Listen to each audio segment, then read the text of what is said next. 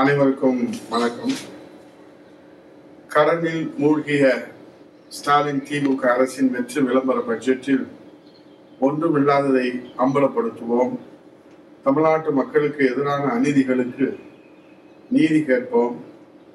தமிழிடமே சிந்திப்பீர், வாக்களிப்பீர் இரட்டைகளை என்பதை 7வது வாரமாக நடைபெறும் மாபெரும் திண்ணை பிரச்சாரத்தில் கழக புரட்சித் தலைவி அம்மா பேரவையின் சார்பில் இந்த மாபெரும் பிரச்சாரத்தை இன்றைக்கு ஸ்டாலின் மாடல் வெற்றி விளம்பர பட்ஜெட்டில் எவருக்கும் எதுவும் இல்லை என்பதுதான் இன்றைக்கு இந்த ட்ரெண்டிங் ஆகி கொண்டிருக்கிறது.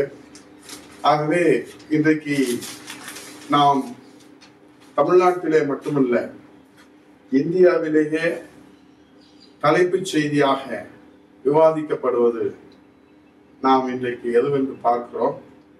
2 தினங்களுக்கு முன்பாக தமிழ்நாட்டினுடைய இரும்பு மனிதர், 8 கோடி தமிழர்களுடைய ஒரே நம்பிக்கை, உலக தமிழர்களின் அடையாளம் புரட்சி தமிழர் ஐயா எடப்பாடியார் அவர்கள் இந்திய தேசத்தினுடைய இரும்பு மனிதர் என்று வர்ணிக்கப்படுகிற மாண்புமிகு மத்திய உள்துறை அமைச்சர் அமித்ஷா அவர்களை நேரிலே சந்தித்தது இன்றைக்கு இந்திய நாட்டிலே கவனத்தை ஈர்த்திருக்கிற தலைப்புச் செய்தியாக இருப்பது ஏன் என்று நாம் எண்ணி பார்க்கிறோம்.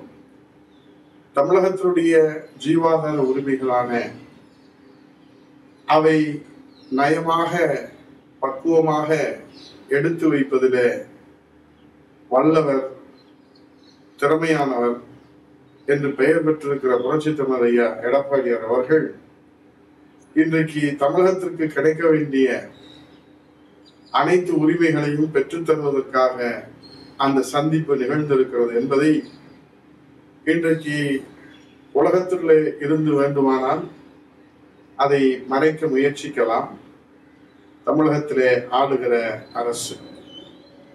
ஆனால் உண்மை ஒரு நாளும் மறைக்க முடியாது. மகாத்மா காந்தி ஊரக வேலைவாய்ப்பு உறுதி திட்டத்திலே நிலுவை நிதியை உடனடியாக வழங்க வேண்டும் என்று கோரிக்கை வைத்து SSA கல்வி திட்டத்திலே தமிழகத்திற்கு கொடுக்க வேண்டிய நிதியை உடனடியாக கொடுக்க வேண்டும் என்று வலியுறுத்தியும், அதோடு பல்வேறு திட்டங்களுக்கு மத்திய அரசிடமிருந்து கால் தாமதமாகி கொண்டிருக்கின்ற நிதிகளை எல்லாம் உடனடியாக விடுவிக்க வேண்டும் என்றும், தமிழக திட்டங்களுக்கு தேவையான நிதியை வழங்க வேண்டும் என்றும் தமிழ்நாட்டு மக்களுடைய நலனுக்காக முன்வைத்திருக்கிற கோரிக்கை நம்முடைய தாய் தமிழ்நாட்டின் இரும்பு மனிதர், இந்திய தேசத்தினுடைய சமஸ்தானங்களை எல்லாம் ஒன்றிணைத்த இந்தியாவின் இரும்பு மனிதர் என்று போற்றப்படுகிற சர்தார் வல்லபாய் பட்டேலுடைய மறு வடிவமாக பார்க்கப்படுகிற மத்திய உள்துறை அமைச்சர்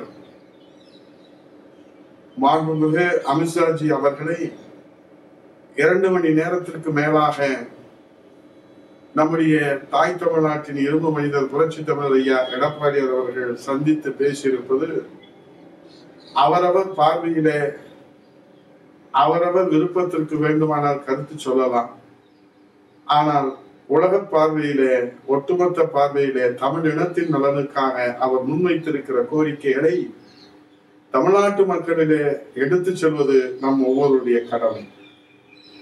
காலங்காலமாக தமிழ்நாட்டிலே கடைபிடிக்கப்பட்டு வருகின்ற இருமொழி கொள்கையை தொடர்ந்து கடைபிடிக்க வேண்டும் என்றும், நாடாளுமன்ற தொகுதி மறுசீரமைப்பு தமிழ்நாட்டிற்கு எந்த பாதிப்பும் ஏற்படுத்தாது நடக்க வேண்டும் என்றும், அந்த தொகுதி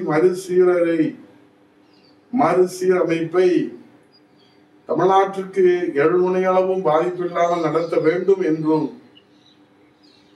தமிழ்நாடு நீர் பற்றாக்குறை மாநிலமாக இருக்கிறது, ஆகவே நதிநீர் இணைப்புக்காக கோதாவரி காவிரி இணைப்பு திட்டத்தை விரைந்து செயல்படுத்த வேண்டும் என்றும், நடந்தாய் வாணி காவேரி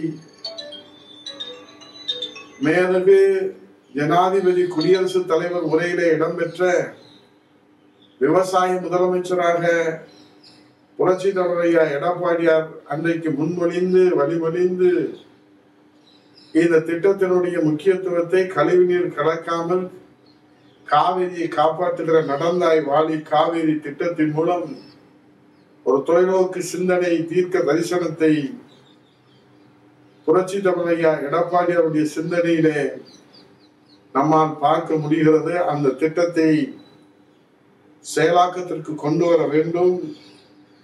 அதே போன்று காவிரி ஆற்றின் குறுக்கே மேகதாது அணை கட்டப்பட உள்ளதாக கர்நாடக அரசு தொடர்ந்து செய்தி வெளியிடுகிறது. உச்ச நீதிமன்ற தீர்ப்பின்படி மத்திய அரசு நடவடிக்கை எடுத்து மேகதாது அணை கட்டுவதற்கு தடை ஏற்படுத்த வேண்டும். இன்றைக்கு எக்காரணத்தை கொண்டு மேகதாதுவை அணை கட்ட கர்நாடக அரசுக்கு மத்திய அரசு துணை போய்விடக் கூடாது என்றும், முல்லை பெரியாறு அணை நீர்மட்டம் ஏற்கனவே உச்ச நீதிமன்ற தீர்ப்பின்படி 136 அடியிலிருந்து 142 அடியாக உயர்த்தப்பட்டிருக்கிறது. அது மேலும் 142 அடியிலிருந்து 152 அடியாக உயர்த்துவதற்கு உச்ச நீதிமன்றம் அளித்த தீர்ப்பின்படி அந்த அணையை பலப்படுத்த வேண்டும். தேவையான நடவடிக்கைகளை மத்திய அரசு எடுக்க வேண்டும். அதோடு மட்டுமல்லாமல் தமிழக ரயில்வே திட்டங்கள் நடைபெற்றுக் கொண்டிருக்கின்றன. அதற்கு தேவையான நிதியை உடனடியாக விரைந்து செயல்படுத்த வேண்டும். அதோடு மட்டுமல்ல, இன்றைக்கு தமிழகத்தை உலுக்கிக் கொண்டிருக்கிற அச்சுறுத்தி